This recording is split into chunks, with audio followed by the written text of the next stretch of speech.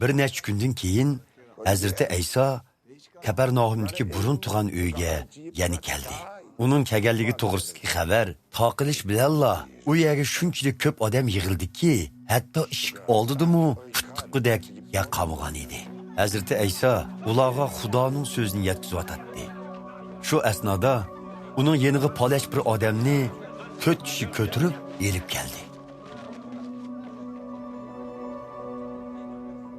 Ular odamning to'llig'idan Hazreti İsa'ning yeniga bora olmay, u ta'lim berayotgan uyning o'zisini teshib, bemorni yotgan o'rin kirpisi bilan Hazreti İsa'ning oldiga tushirdi.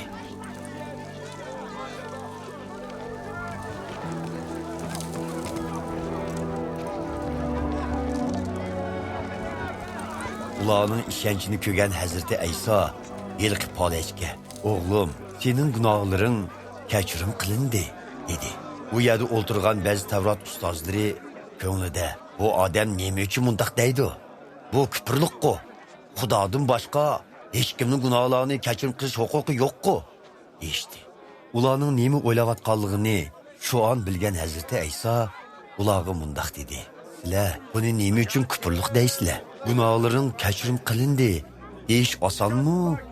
Yoki o'rningdan tur, o'rin ko'rpangni yig'ishtirib mang deyishmi? Albatta, aytmoq oson, qilmoq tez. Ammo hozir inson o'g'lining yer yuzida gunohlarni kechirim qilish huquqiga ega ekanligini isbotlab beray dedi.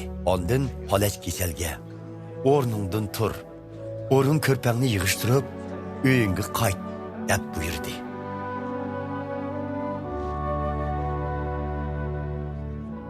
Yilqi odam o'rnidan dast turib, o'rin ko'rpisini yig'ishtirdi va hammalarning ko'z oldida uydan chiqib ketdi. Hayron qolgan xaloyiq Xudoni madhilishib, "Bundoq ishni azaldan ko'rib boqmagan edik" deydi.